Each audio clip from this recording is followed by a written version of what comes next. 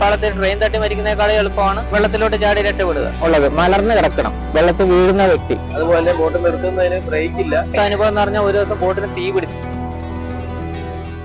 നമസ്കാരം, നമ്മളിപ്പോൾ ഉള്ളത് പറശ്ശിനിക്കടവിലാണ്. പറശ്ശിനിക്കടവിൽ നിന്നും മാട്ടൂലേക്ക് സർക്കാരിന്റെ വകയുള്ളൊരു ബോട്ട് സർവീസ് ഉണ്ട്. അതിന്റെ അനുഭവം ന്യൂസ് കുപ്പിയുടെ പ്രേക്ഷകരുമായി പങ്കുവെക്കാനാണ് ഞങ്ങൾ ഇപ്പോൾ എത്തിയിരിക്കുന്നത്. നമുക്ക് പോകാനുള്ള ബോട്ട് ഇപ്പോൾ ഇതാ വന്നുകൊണ്ടിരിക്കുകയാണ്. നമുക്ക് ബോട്ടിലേക്ക് കയറാം.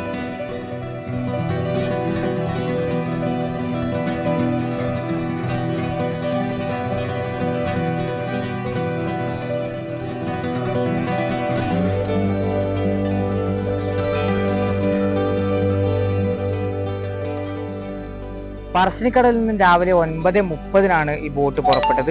മനോഹരമായ ഒത്തിരി കാഴ്ചകളാണ് കാണാനായത്. പ്രത്യേകിച്ചും ഈ പുഴയുടെ ഇരുവശങ്ങളിലുമുള്ള കണ്ടൽക്കാട് അതിമനോഹരമാണ്.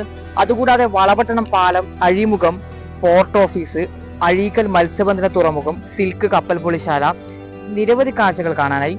ഇപ്പോൾ മറ്റ് ചെറുദ്വീപുകളിലേക്ക് മറ്റും പോകാനും വിനോദസഞ്ചാരത്തിനും ഒത്തിരി പേർ ഉപയോഗിക്കുന്നുണ്ട്.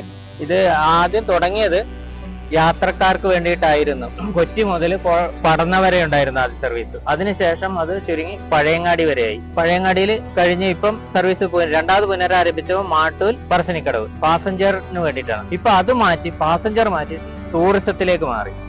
Passenger come tourism. ഇപ്പൊ ആ ബോട്ടാണ് ഇപ്പൊ ഇത് ഓടുന്നത്.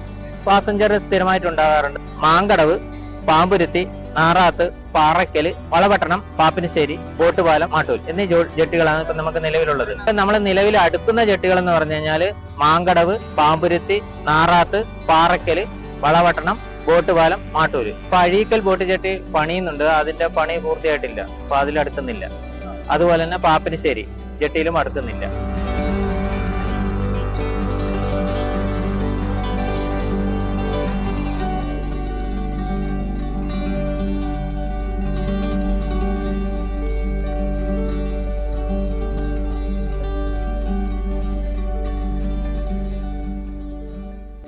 ഒരു ബോട്ടിൽ 5 ജീവനക്കാരുണ്ടായിരിക്കും. ഒരു ബോട്ട് മാസ്റ്റർ, ഒരു സ്രാങ്ക്, ഒരു ഡ്രൈവർ, 2 ലെഫ്റ്റർമാര്. അതിന് 5 ജീവനക്കാരുണ്ടാകുന്ന പോലെ തന്നെ അതിന് സുരക്ഷാ ഉപകരണങ്ങൾ, ലൈഫ് ജാക്കറ്റ്, ലൈഫ് ബോയ, പിന്നെ ഒരു ജാക്കറ്റ് ധരിക്കേണ്ട രീതി ഇത് ആവശ്യത്തിനനുസരിച്ച് ടൈറ്റ് ചെയ്യുക.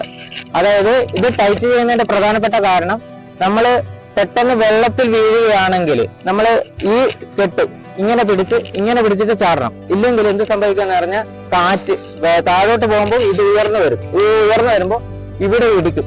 ഇവിടെ ഇടിച്ചു കഴിഞ്ഞാൽ അത് ദോഷമാണ്. തല വെള്ളത്തിൽ നിവർന്ന് നിൽക്കുന്ന രീതിയിലാണ് ഉള്ളത്. മലർന്നു കിടക്കണം വെള്ളത്തിൽ വീഴുന്ന വ്യക്തി. അല്ലാതെ കമിഴ്ന്ന് കിടന്നു കഴിഞ്ഞാൽ വെള്ളം കുടിച്ചു മരിക്കും. അതുകൊണ്ടാണ് മുൻവശം കൂടുതലും പുറകു വശം കുറവുള്ളത്. കണ്ടില്ലേ?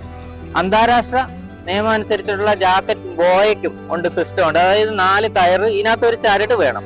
ആ ചരടാണ് നമ്മൾ എറിഞ്ഞു കൊടുത്തു കഴിഞ്ഞാൽ ആ ചരടിൽ പിടിച്ചാണ് ഇവിടെ 4 പേര് നിൽക്കുന്നു. അവരെ ചരടിലാണ് വലിച്ച് നമ്മൾ കരക്കടിപ്പിക്കേണ്ടത്. അല്ലാതെ ഒരാൾ വെള്ളത്തിൽ വീണ് കഴിഞ്ഞാൽ നമ്മളെടുത്ത് വെള്ളത്തിലേക്ക് ഓൾറെഡി ചാടരുത്. ചാടി അവരെ പിടിക്കാൻ പോയാൽ അവര് നമ്മളെ പിടിച്ചു മുക്കും. നമ്മൾ അപകടത്തിൽപ്പെടും. അവര് ചിലപ്പോൾ രക്ഷപ്പെടാം. അങ്ങനെയാണ് കൂടുതൽ അപകടങ്ങൾ ഉണ്ടാകുന്നത്. നമ്മളെ അശ്രദ്ധ ഉണ്ടാകുന്നത്. നമ്മൾ എപ്പോഴും അവരെ പിടിക്കും മുടിക്ക് പിടിക്കുക, അല്ലെങ്കിൽ അവർക്ക് എന്തെങ്കിലും കൊടുത്തിട്ട് അവരെ പിടിച്ച് സുരക്ഷിതമായി കയറ്റുക. ഞാൻ 2 പ്രാവശ്യം കയറ്റി രക്ഷിച്ചിട്ട് ഗുഡ് സർട്ടിഫിക്കറ്റ് കിട്ടിയിട്ടുണ്ട്. ആ സർവീസിലുള്ള ഏറ്റവും വലിയൊരു അനുഭവം എന്ന് പറഞ്ഞു കഴിഞ്ഞാൽ, നേവൽ അക്കാഡമിക്കാര് പാസിംഗ് ഔട്ട് പരേഡിന് മുമ്പായിട്ട് അവർക്ക് ട്രെയിനിങ് ഉണ്ട്. പുഴയിലൂടെ ഏഴിമല നാവിക അക്കാദമി തുടങ്ങി ചെറുവത്തൂര് വരെ അവർ പായക്കപ്പലിൽ തുഴഞ്ഞു പോയി അവിടെ ചെല്ലുക. എന്നിട്ട് തിരിച്ച് ഇങ്ങോട്ട് വരിക. അങ്ങനെ പോകുന്ന ഒരു ദിവസം അതിശക്തമായ കാറ്റും ഒഴുക്കുമുള്ള ഒരു ദിവസമാണ്. വാവിന്റെ അന്നാണ് ഇവർ പോയിക്കൊണ്ടിരിക്കുന്നത്. അത് നല്ല വെയിലിന്റെ ഇതുകൊണ്ട്. അപ്പൊ ഈ പുഴയ്ക്ക് കുറുകെ ഹൈ ടെൻഷൻ ലൈൻ ഉണ്ടായിരുന്നു. ഹൈ ടെൻഷൻ ലൈനിൽ ഇവരുടെ പായയുടെ മുള, അതായത് കമ്പിയാണ് ഇവർ പായ കെട്ടാൻ ഉപയോഗിച്ചിരുന്നത് ഉപകരണം. കമ്പിയും ആ കമ്പിയിൽ തട്ടി ഇലക്ട്രിക് ലൈനിൽ തട്ടിയ പാടെ ഇവരെല്ലാം ഷോക്കായിട്ട് വീണപാടെ ഞങ്ങളുടെ ബോട്ടിലെ സ്രാങ്ക് ലിജുമോൻ കാണുന്നു. ലിജു കണ്ടപാടെ എന്നെ അറിയിക്കുക. ഞാൻ ഉടനെ തന്നെ ആ ജെട്ടിയിൽ ആ ബോട്ടിന്റെ അടുത്തേക്ക് ബോട്ട് വിടുകയാണ് ചെയ്തത്. ഇതിനകത്താണ് കുറച്ച് കുട്ടികൾ, യാത്രക്കാരായ ചെറിയ കുഞ്ഞു കുട്ടികളൊക്കെ ഉള്ളത്. 7ലും 4ലും 5ലും ഒക്കെ പഠിക്കുന്ന കുട്ടികളാണ് ഉള്ളത്. അപ്പൊ ആ കുട്ടികളെ അവിടെ നിർത്തിയിട്ട് ഞങ്ങൾ പാസഞ്ചർ ബോട്ടിന് അപ്പോൾ തന്നെ എമർജൻസി ബോട്ടായിട്ട് ഈ ബോട്ടിലേക്ക് അടുപ്പിക്കുകയും അവിടെ ഉണ്ടായ എല്ലാവരെയും ഈ ബോട്ടിലേക്ക് എടുത്തിടുകയും ചെയ്തതുകൊണ്ട് ആ ബോട്ടിൽ എടുത്തിട്ടവരാരും മരണപ്പെട്ടില്ല. നമ്മൾ അവർക്ക് വേണ്ടുന്ന പ്രഥമ ശുശ്രൂഷ നൽകുകയും ചെയ്തു. അതൊരപകടം. പിന്നെ ഈ വളപട്ടണം പുഴയിൽ ഒരാള് ട്രെയിൻ വരുന്നത് കണ്ട് എടുത്ത് ചാടി. ട്രെയിനിൽ വീണ് മരിക്കുന്ന, റെയിൽപാളത്തിൽ ട്രെയിൻ തട്ടി മരിക്കുന്നേക്കാളും എളുപ്പമാണ് വെള്ളത്തിലോട്ട് ചാടി രക്ഷപ്പെടുക. അയാൾ വെള്ളത്തിലേക്ക് ചാടി ഞങ്ങൾ കണ്ടില്ല. പക്ഷെ ഞങ്ങളോട് റെയിൽവേ പാളത്തിൽ നിന്ന് കുറച്ച് പേര് പറഞ്ഞു ഒരാൾ വെള്ളത്തിൽ ചാടിയിട്ടുണ്ട്, അയാളെ രക്ഷിക്കണം. ഞങ്ങൾ ആ നിർദ്ദേശം കേൾക്കുകയും ആ സമയം തന്നെ കാണുന്നുണ്ട് അയാൾ മുങ്ങി താഴുന്ന അവസ്ഥ. ഞങ്ങൾ ബോട്ട് അപ്പം തന്നെ തിരിച്ചു. സന്ദീപ് എന്ന് പറഞ്ഞ ഡ്രൈവർ വെള്ളത്തിൽ അന്നേരം തന്നെ ഇറങ്ങി. ഞാൻ ആ പണി ഏറ്റെടുത്തു. ഞങ്ങൾ അന്നേരം തന്നെ അയാളെ ബോയ ഉപയോഗിച്ചിട്ടാണ് രക്ഷിച്ച് എടുത്തത്. മറക്കാനാകാത്ത അനുഭവം എന്ന് പറഞ്ഞാൽ ഒരു ദിവസം ബോട്ടിന് തീ പിടിച്ചത്. അതായത് ബോട്ട് സ്റ്റാർട്ട് ചെയ്ത് പടനയിൽ വെച്ചിട്ട് ബോട്ടിന്റെ വെന്റെക്സ്, ഈ നമ്മളെ സ്റ്റാർട്ട് ചെയ്യുമ്പോൾ ബാറ്ററിന്ന് വരുമല്ലോ, വെന്റെക്സ് അങ്ങോട്ട് ചെന്നിട്ട് തിരിച്ചിങ്ങോട്ട് വരണം, റിട്ടേൺ വരാതെ അവിടെ തന്നെ കറങ്ങാൻ തുടങ്ങി. കറങ്ങുമ്പം നമ്മൾ മിക്സി സ്റ്റാർട്ട് ചെയ്താലും കാണാം സ്പാർക്കിങ്. അതുപോലെ തന്നെ ഇതിന്റെ വെന്റെക്സ് അങ്ങോട്ട് ചെന്നിട്ട് തിരിച്ചു വരാതെ ഇരിക്കുകയും ഭയങ്കരമായിട്ട് കറക്കും, പുകയും തീയുമാണ്. അപ്പോഴത്തേന് ഞാനും ഡ്രൈവർ മൊയ്മുദ്ദീനും എഞ്ചിൻ കളിക്കാത്ത ഇറങ്ങി ആ ബാറ്ററി കണക്ഷൻ വിടിപ്പിക്കുകയാണ് ചെയ്തത്. ബാറ്ററി കണക്ഷൻ വിടിപ്പിക്കാതെ വേറെ ഒരു വഴി അവിടെ ഇല്ല. എഞ്ചിൻ ഓഫ് ആകത്തില്ല. അങ്ങനെ ചെയ്തു. അപ്പോഴത്തേക്ക് നിറച്ച യാത്രക്കാരുണ്ടെന്ന് അവരെല്ലാരും ഇറങ്ങി. അന്നേരത്തെ ബോട്ട് കരയ്ക്ക് അടുപ്പിച്ചിരുന്നു. മാട്ടൂരിൽ നിന്ന് ഒരു 11:45 തിരിച്ച് പറശ്ശിനിക്കടവിലേക്ക് പുറപ്പെട്ടത്. ബോട്ടിനെ മുന്നോട്ട് ചലിപ്പിക്കുന്നത് പ്രൊപ്പലർ എന്ന് പറഞ്ഞൊരു സംഭവമാണ്. ഫാൻ പോലെ 3 ലീഫുള്ള ഒരു ഉപകരണമാണ്. അത് മുന്നോട്ട് കറങ്ങുമ്പോഴാണ് ബോട്ടിന്റെ വെള്ളം പുറത്തോട്ട് തള്ളി മുന്നോട്ട് ചലിപ്പിക്കുന്നത്. അതുപോലെ ബോട്ട് നിർത്തുന്നതിന് ബ്രേക്ക് ഇല്ല.